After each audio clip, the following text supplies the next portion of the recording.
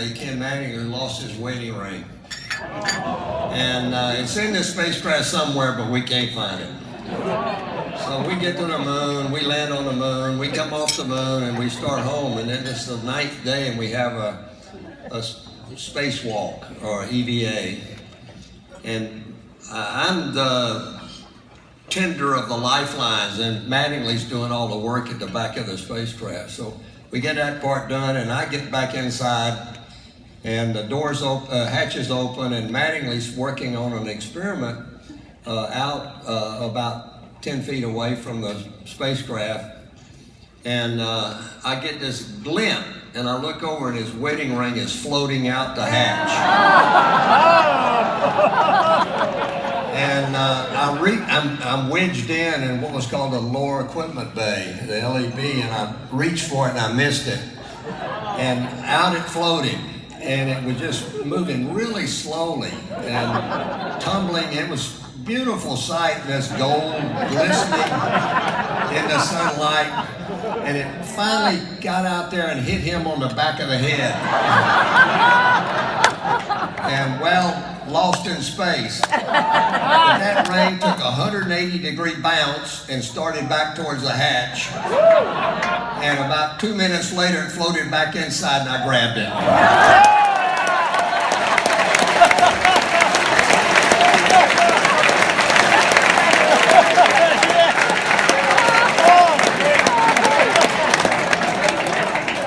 Charlie, I don't know that I can top that. Maybe I ought to let Fred top it. Well, I got orange rocks. I got rocks from the mantle of the Earth, the moon, and there are all sorts of geological tales I could tell you, and we got a few geologists in the crowd. But yeah, go ahead, applaud yourself. The one thing that most people don't know about, you may sometime in the not too distant future, but one of the things that geologists are always told to do, and that is to work a buddy system. And astronauts believed in that. We had big, long discussions with Deke about it, and Deke believed it, Deke Slayton believed it, and that you really ought to have buddies out there. Geologists ignore that.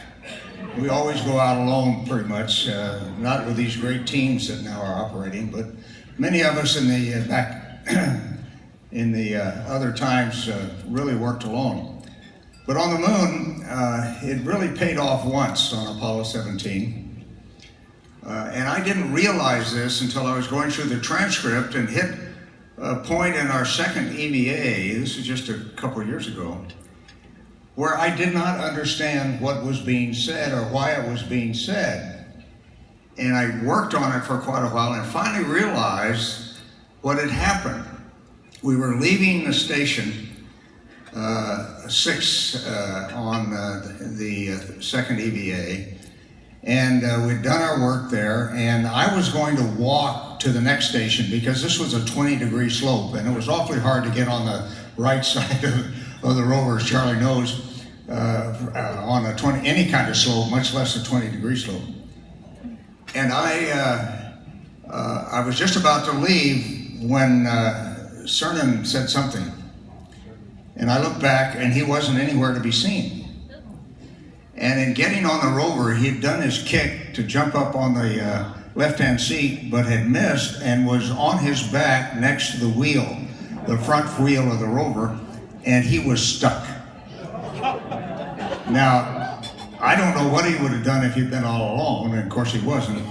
So I finally worked out, went up, and unknown to anybody else, I think, helped him out of that predicament, which we could have done 2 ways. One is I just pulled him up on his feet again, and the other way would be just lift the rover, because you remember in 1/6 gravity, you can lift almost anything, it seems. But that little incident really proved that you needed to have a buddy along to take care of you. So you explorers remember that, okay? There you go.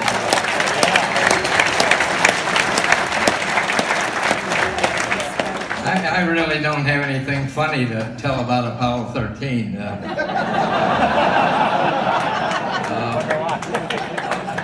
All missions depended on people on the ground, mission control, to help accomplish the missions, and certainly, I guess we depended probably more than most. I know I met people on the ground, talked to them about what they were into, and I think they got less sleep down here than I did in flight. And I continually run into cases of people that got involved that were not even in the program, that had been called consulting at the University of Toronto. I met a group of 6 there in the research department that worked. They were shock dynamics gurus, and they had done some calculations for NASA on what pressure to put in the tunnel when we blew away the lunar module.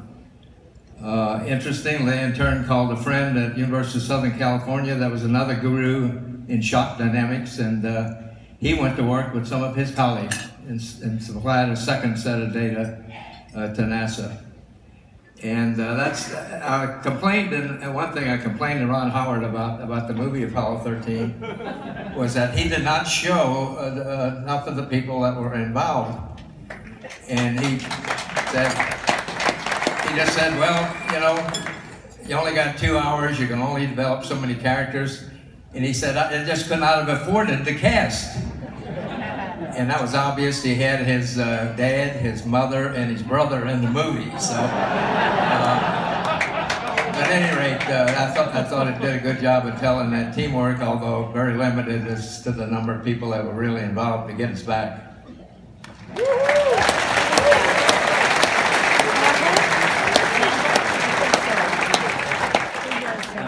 I'd like to talk about white mice.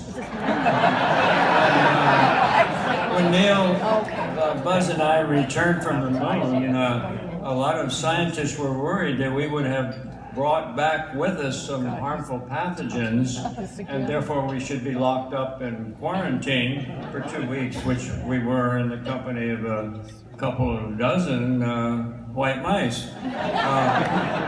At about the same time, John Steinbeck wrote a book, a bestseller, called Of Mice and Men. And, you know, it got me to thinking, so 3 men, okay, we made this trip, but was it a success or was it a failure? The ultimate decision rested with the white mice. If they died, we were in deep trouble. So I always think of that, of mice and men, which was more important. I think mice.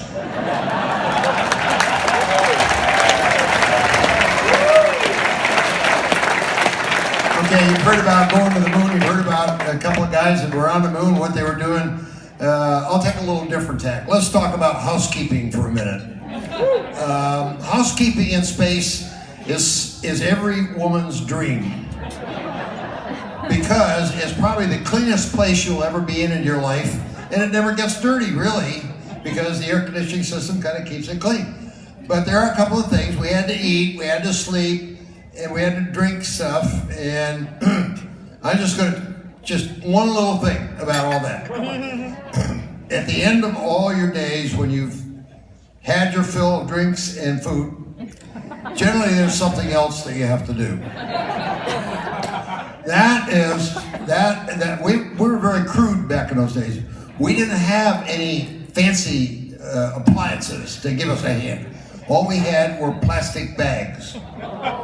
So you can imagine, you collect a little liquid in a tube, and it goes into a plastic bag. And then somewhere along the flight, you open a valve to the outside, and the vacuum pulls all that liquid out, and guess what happens to it? It turns into snow. The only problem is that cloud of snow going the same direction, the same time, same speed you are. So you don't get rid of it very quickly. You got to make the mid-course correction, I think, somewhere along the line. Now, the solid, of course, is a plastic bag, and, well, we won't get into all the details because it's not very nice, but I can still remember the view of one of my crewmates going by me with a plastic bag stuck on his, you know what, and that's not a pretty sight. And when he's done, he's got to put a poison pill in, close the bag, zip it up or whatever, and write his name on the outside of this plastic bag, so all the doctors back in Houston could analyze the before and after crap that was going on. So I happened to be lucky enough to do a spacewalk on the way home, an EVA, extravehicular activity, to collect some film canisters. And after I bought both of the film canisters back to Jim Irwin, standing in the hatch, he stowed them away. I went back out a third time, and I called Jim and I said, "Hey Jim, you know that big canvas bag that we've been collecting all those little plastic bags in? Would you hand it to me, please?" So he handed. This is the truth too. He handed me the plastic bag, but I never caught it. The plastic bag went out, and it's going the same direction, the same time, the same speed we are. So the plastic bag with all our whatever in it came back to Earth with us. But it burned up in the atmosphere. And of course, there's a big joke going around Houston about they found a new belt around the world called the fecal belt.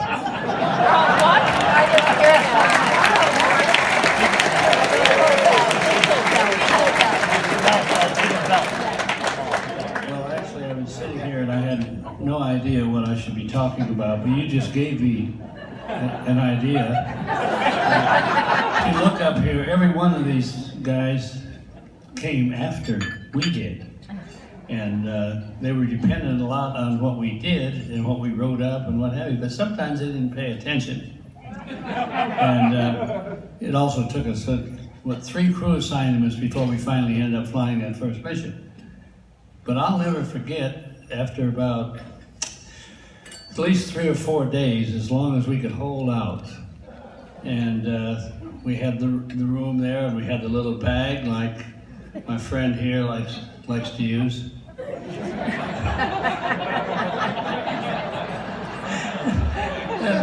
and I was the first of our 3-man crew on board that decided to do it. And it wasn't just deciding, I felt very urgent to do it. And I can remember taking the bag, opening it up, doing whatever I had to with it, closing it up, putting that stuff in and mixing it up, for 45 minutes or an hour, and then putting it away.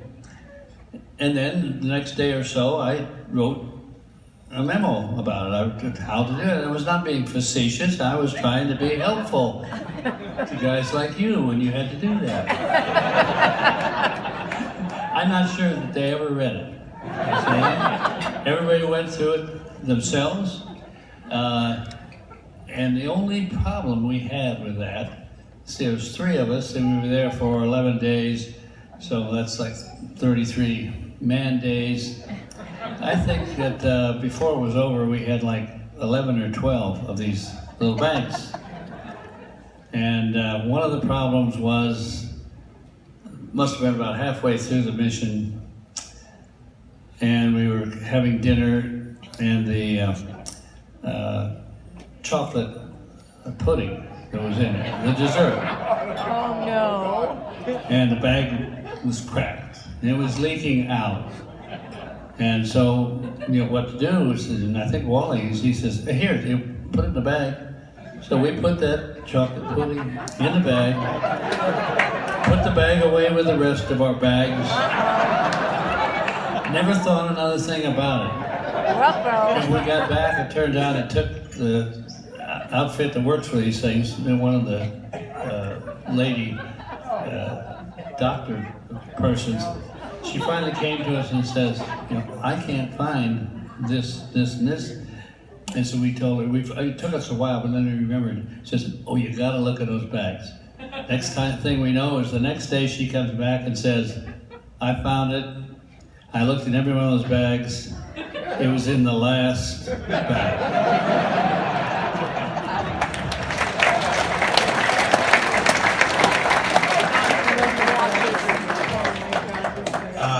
I want to correct something Mike Collins said. I didn't see any white mice.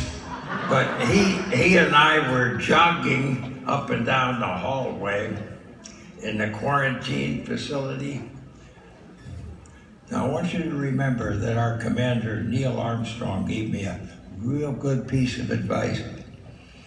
He said, God gave him only so many heartbeats, and he didn't want to waste any on exercise.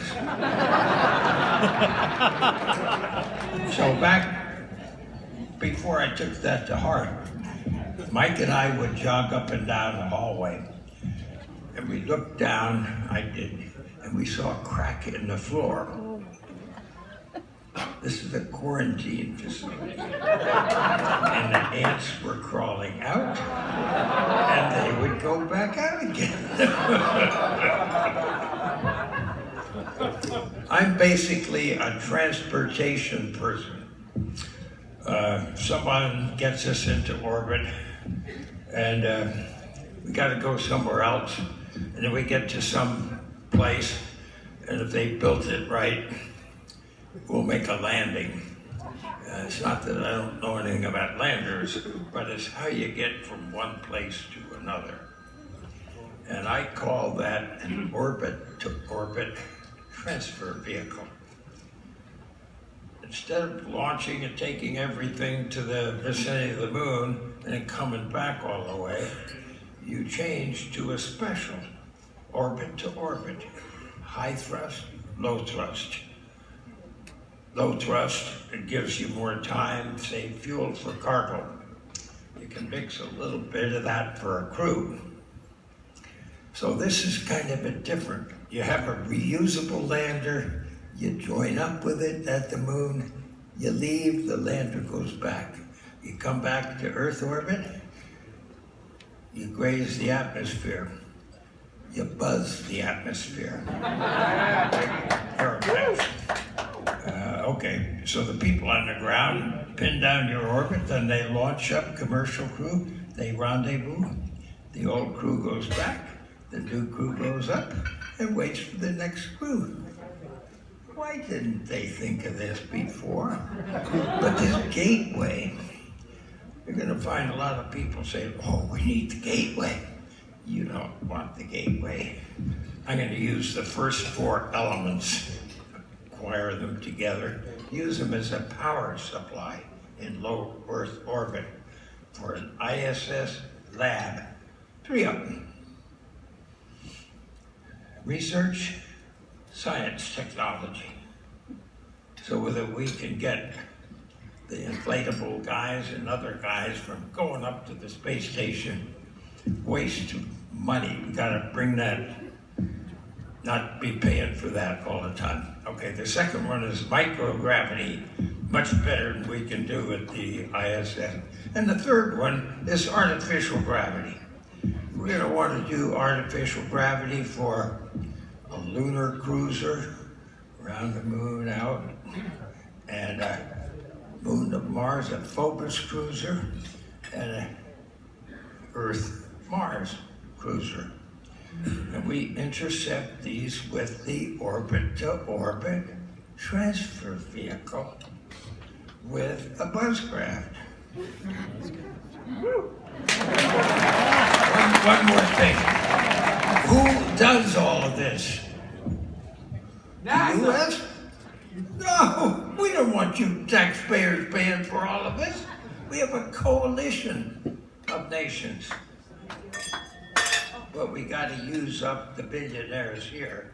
So, United Launch Alliance, Boeing and Lockheed, Elon Musk and SpaceX, and Jeff Bezos and Blue Origin. Then NASA, or the Space Council, will bring together NASA, Europe, Russia, Japan, China, the coalition. Now, if we can organize this, have a plan, maybe we can keep the Chinese from launching into an orbit from their South Hainan Island, which would be very difficult for us. and expensive for us to launch out of Florida. Who the hell thinks of that? State Department? Me. You gotta hurry up doing it though.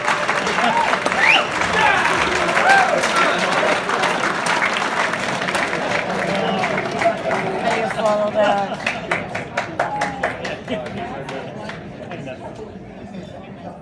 After this incredible dinner this evening, thanks to the Explorers Club, I'm reminded of, I think it was our 8th day in orbit. I flew the first lunar module. We did it in Earth orbit. And after the first 5 days of activity, the batteries were dead on the lunar module. And we did other things for the last 4 days with the command and service module. And Dave Scott was the, unfortunately not here, but Dave was the command module pilot. And it was sort of his part of the mission. I was kind of along at that point with a map as a tour guide, you know, saying, hey guys, look out the window, you know, when we went by something. Somewhere around the 8th, 9th, maybe the 9th day of our 10-day mission, we were all thinking about going home. I think from all of us, you've heard that this is a little bit like a camping trip. I mean, you really are looking forward to a shower, you're looking forward to a good meal, a good night's sleep, etc. Somewhere on that 9th day, total silence, and over the intercom, I don't know who it was, but one of us said, pepperoni pizza. And everybody went, oh, pepperoni pizza. You know, we just went crazy thinking about this. Well, every hour or so, somebody would come out with some other incredible food and announce it, and we'd all start salivating, etc. Finally, toward the end of the 9th day, I think it was McDivitt, as the commander, said, chocolate cake. And we happened to be over a ground station. You know, we did not have continuous communication then with the ground, and we just happened to be over a ground station, and Mission Control heard this chocolate cake and a bunch of groans, and they sort of got it, and about several hours later, we're talking about the re-entry the next day, and being picked up by the aircraft carrier, the Guadalcanal, and Mission Control announces to us that when we get picked up by the Guadalcanal, the captain wanted us to know that he's going to have ready for us for our first meal back on Earth, a 200-pound chocolate cake. And of course, we're looking forward to this, obviously, right? So we get down in the ocean successfully, parachute, stable 1, by the way. And, picked up on the carrier, we could go through the medical post-flight, and we're down on the hangar deck with probably, who knows, 4,000 people, maybe 2,000 ship's crew and 2,000 media. And finished the dinner, and we're up on stage, and out on this big wheeled platform comes this 200-pound chocolate cake. And of course, everybody in the world had heard about this by this time. And so the 3 of us are standing there looking at this chocolate cake. It's wheeled up in front of us. The commander, Jim McDivitt, gets a knife, and he cuts into the top layer of the chocolate cake. And we each get a big piece of chocolate cake. And 8,000 eyes are watching us with this chocolate cake, right? And the 3 of us take a bite of this chocolate cake, anticipating this incredible rush, you know, of memory. It was like chalk. It was the worst chocolate cake ever. 8,000 eyes are looking at us, and the 3 of us are looking at each other, and it's like, what the F do we say? And so the 3 of us, being good sports, kind of nod and say, oh, delicious, great, wonderful. It met all our expectations. So that, you know, that's my little story to compete with all these